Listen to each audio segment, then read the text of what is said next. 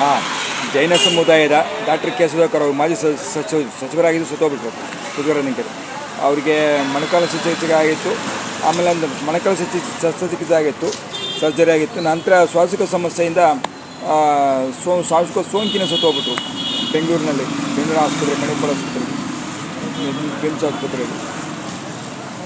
ಆಮೇಲೆ ಅವರಿಂದ ತೆರವಾಗಿರುವ ಹಿರಿಯೂರು ವಿಧಾನಸಭಾ ಕ್ಷೇತ್ರದ ಉಪಚುನಾವಣೆಗೆ ಯಾರಿಗೆ ಟಿಕೆಟ್ ಕೊಡ್ಬೇಕಂತ ಕಾಂಗ್ರೆಸ್ನಲ್ಲೇ ಈಗ ಗೊಂದಲ. ಯಾಕೆಂದರೆ ಶಾಸಕ ಡಿ ಸುಧಾಕರ್ ಅವರ ಪುತ್ರ ಸುಹಾಸ್ ಸುಧಾಕರ್ಗೆ ಕೊಡಬೇಕು ಅಂತ ಆ್ಯಕ್ಚುಲಿ ಸುಧಾಕರ್ಗಳು. ಆದರೆ ಜನಸಮುದಾಯಕ್ಕೆ ವೋಟ್ ಬ್ಯಾಂಕೇ ಇಲ್ಲ. ಇವರಲ್ಲಿ ಜನತೆ ಎಲ್ಲಿದ್ದಾರೆ, ವೋಟ್ ಬ್ಯಾಂಕ್ ಇಲ್ಲ. ಹಾಗಾಗಿ ಯಾರಿಗೆ ಸೋಲೋದು ಕಾಯ್ತಿತ್ತು. ಅದಕ್ಕೋಸ್ಕರ ಈಗ ಬಿ ಜೆ ಪಿಯಿಂದ ಬಂದಿರುವ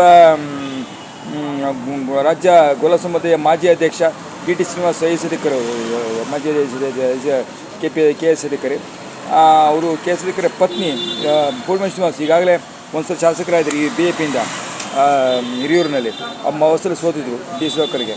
ಈ ಸಲ ಮತ್ತೆ ಸ್ಪರ್ಧೆ ಮಾಡಿದರೆ ಗೆಲ್ತಾರೆ ಅಂತ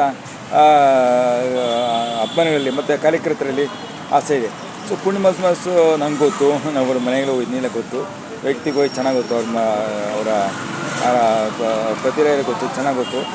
ಅದು ಕೊಟ್ಟರೆ ನನ್ನ ಪ್ರಕಾರ ಫೈಟ್ ಮಾಡ್ಬೋದು, ಗೆಲ್ಲೋ ಸಾಧ್ಯತೆ ಜಾಸ್ತಿ ಇರುತ್ತೆ.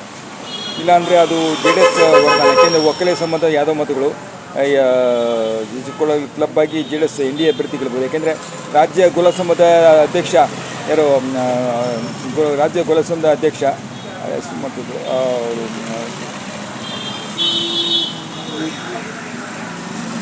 ಸುರೇಶ್ ಅಂತ ಅವರು ಗೊತ್ತಿಲ್ಲ. ಆದರೆ ಈ ಗೋಲ ಸಮುದಾಯ ಅಧ್ಯಕ್ಷ ಅವರು ಬಿ ಜೆ ಪಿ ಸೇರಿದ್ರು ಮೊನ್ನೆ.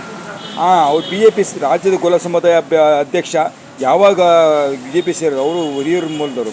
ಯಾವ ಬಿ ಜೆ ಪಿ ಸೇರಿದ್ರು ಆವಾಗಲೇ ಫಿಕ್ಸ್ ಆಯಿತು B J P J D S ಬಲ ಜಾಸ್ತಿ ಆಗಿ. ಸೊ ಎನ್ ಡಿ ಎ ಅಭ್ಯರ್ಥಿ ಅಲ್ಲಿ ಜಾಸ್ತಿ, ಎನ್ ಡಿ ಎ ಅಭ್ಯರ್ಥಿ ಗೆಲ್ಲಿಸೋದು ಜಾಸ್ತಿ ಇರುತ್ತೆ. ಈಗ ಡಿ ಸುಧಾಕರ್ ಮಗನಿಗೆ ಕೊಟ್ಟರು ಅವ್ರ ಸೋಲೋದು ಜಾಸ್ತಿ ಇರುತ್ತೆ.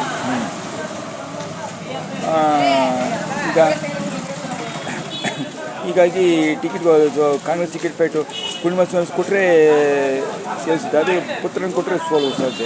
ಪುತ್ರನಿಗೆ ಎಮ್ ಎಲ್ ಸಿ ಮಾಡೋದು ಅಷ್ಟೇ, ಏನು ಮಾಡೋಕ್ಕಾಗಲ್ಲ. ಎಬೋಲಾ ಆತಂಕ ಇದೆ. WHO ಆದೇಶ ಪ್ರಕಾರ ಭಾರತ ಸರ್ಕಾರ ಎಲ್ಲ ಕಡೆಗೆ ಕ್ವಾರಂಟೈನ್ ಕೇಂದ್ರ ತೊಗೊಂಡು 20 ದಿನ ಪರಿಗಣಿಸಿದೆ. ಕ್ವಾರಂಟೈನ್ ತೊಗೋಬೇಕು. ಮತ್ತು ಎಗಳ ಮುಂದೆ ಸಾಗಬೇಕು. ಬಳ ಕೊರೋನಾ ಈಸಿ ಕಾಪಾಡೋದು, ಎಗಳ ಮುಂದೆ ಭಾಳಷ್ಟು ಕಷ್ಟ ಇದೆ. ಇವೆಲ್ಲ ನಾನು ಮನವಿ ಮಾಡ್ಕೊಳ್ತೀನಿ. ಹುಷಾರಿರಬೇಕು, ಆಸ್ಪತ್ರೆಗಳು ಜನರು ಎಲ್ಲ ಹುಷಾರು, ಸ್ವಚ್ಛತೆ ಕಾಪಾಡ್ಕೋಬೇಕು. ಈಗ ರಾಸಾಯನಿಕ ಗೊಬ್ಬರ ಪಡಿತರ ತೊಗೋಬೇಕು, ರೇಷನ್ ಕಾರ್ಡ್ ತೊಗೋಬೇಕು. ರೇಷನ್ ಕಾರ್ಡ್ ತೊಗೊಂಡು ರೇಷನ್ ಆಯ್ತು